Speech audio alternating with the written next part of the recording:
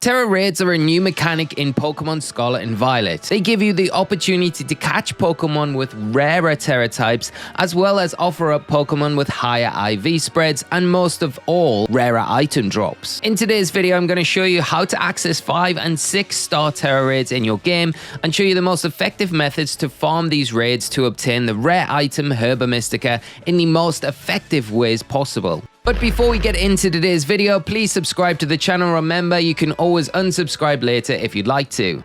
After completing all 3 storylines and seeing the end credits, you will now have access to 5-star Tera raids. Once you complete the Academy tournament, you will get a call from Jacques reporting really strong Tera raids appearing around the region. Now, I beat 15 Tera raids in total after this call, but I'd also just complete my 3rd 5-star Tera raid as well when Jack called back. So I'm not sure if it was a combination of the 15 or if it was just the 3 5-star Tera raids that initiated this call. And as I'm not crystal clear on this information, I don't want to give misinformation here.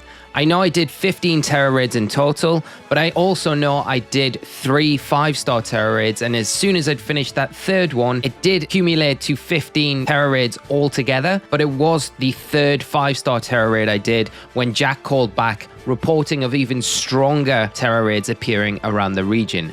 And it's when you get this second call from Jack after you've completed a Tera raid when the 6-star raids will start to appear on your map. The 6-star Tera raids are easy to identify on the Paldea map. When you go into the map area, you'll be able to identify which one is the 6-star Tera raid by its black coloration and purple glow or hue around the symbol.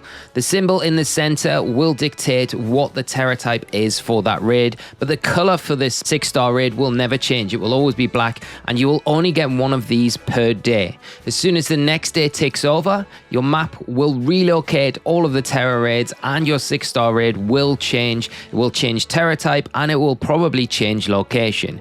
You can speed this process up by using the date skip glitch in game, and we'll go over that a little bit later on in this guide. So once you have access to both 5 and 6-star Tera raids, you'll now have access to start collecting HERBA MYSTICA, as well as some other really rare items. These include the ability patch, ability capsule, candies, nature mint, and other high price ticket items. Overall, from 5-star raids, you will get 1 HERBA MYSTICA from every 1 in 4 5-star Tera raids you complete. The 6-star Tera raids have slightly better odds, although with the increase in difficulty from a 5-star Tera raid to a 6-star Tera raid, it's probably not worth doing the 6-star Tera raids and just sticking with the 5-star Tera raids to farm this item, especially if you are doing this solo. There are a total of 99 Pokemon that can spawn in the Tera raids around the Paldea region. 90 of these Pokemon will have the chance, if they're in a 5-star Tera raid, to give you 1 type of the 5 different HERBA MYSTICA items. The other 9 of these Pokemon that appear in these 5-star raids, though, will have the chance to drop any 1 of the 5 different HERBA MYSTICA items.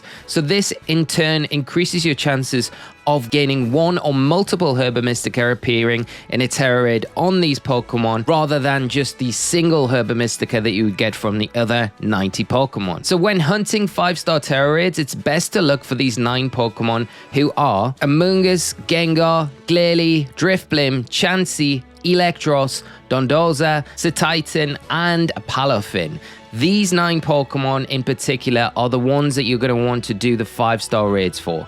Their increased chances of having more than 1 or at least 1 HERBA MYSTICA per 5-star Tera raid are greater than any other Pokemon that you can go and hunt in the region. Although these are going to be difficult to come across, you're more likely going to come across the other 90 Pokemon in 5-star Tera raids, and I wouldn't say don't do those. I would say do them, but their chances of having HERBA MYSTICA are slightly reduced compared to the 9 that we've just listed. And if you're ever in a situation on your map where you've checked all your Tera raids and you've completed all the 5-star Tera raids, or you can't find any of the 9 Pokemon that you're specifically hunting for in these raids, you can always use the date skip glitch. And this will re-roll the Tera raids in the region by despawning them and spawning them elsewhere with different Tera types and different Pokemon attached to them. To do this in-game, hit your home menu, into settings, go down to system settings.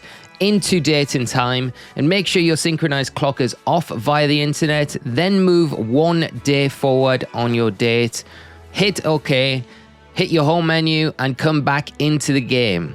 And once you've done this, you will see the messages of the Tera raids despawning and respawning, and also your mass outbreaks appearing in new areas. These notifications will kind of indicate that you've done the date skip correctly. And also, if you do this next to a Tera raid den, it will normally despawn, which is a good indicator that you've completed this step properly. And you've got a whole new set of Tera raids to go out, check, hunt, and collect more Herba Mystica. Next up, I've got some tips for helping you beat Tera raids more effectively. In the Delibird Presents store in Mesagoza, you can go here, choose the battle item section, and you can pick up a number of choice items. You've got the choice band, the choice specs, and the choice scarf. Now, the choice band will give you a boost in attack by 50%, and the choice specs will give you a boost of 50% in your special attack.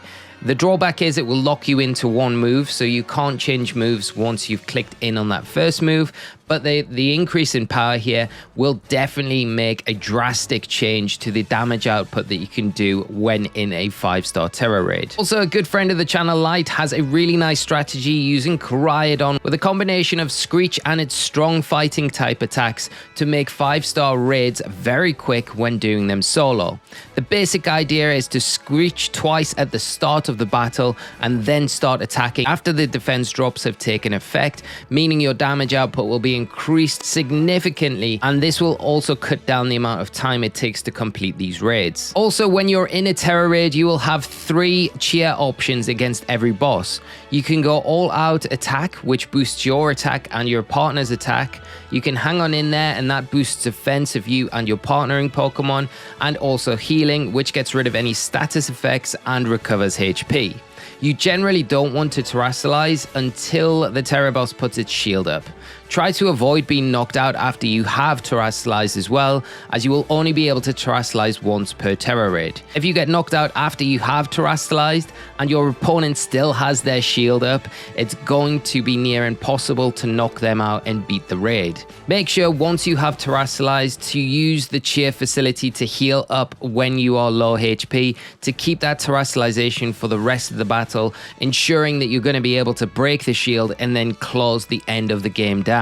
With these tips, you're now going to be able to go out and hunt for Herba Mystica quite effectively. Remember, you've got about a 24% chance of finding a Herba Mystica in any one 5-star Tera raid. You're going to have increased odds of this if you just concentrate on those 9 Pokemon that can give you the option of not just one single Herba Mystica. But again, it's worth going in on every 5-star Tera raid and trying to complete it, because every single Herba Mystica is going to be useful for some aspect of creating sandwiches that can boost the power to 3 for later stages in this game. If you found this guide useful, make sure to check out my other Scarlet and Violet content here on the channel. Drop a like if the video has been helpful, and make sure you subscribe. Thanks for tuning in, and see you all next time.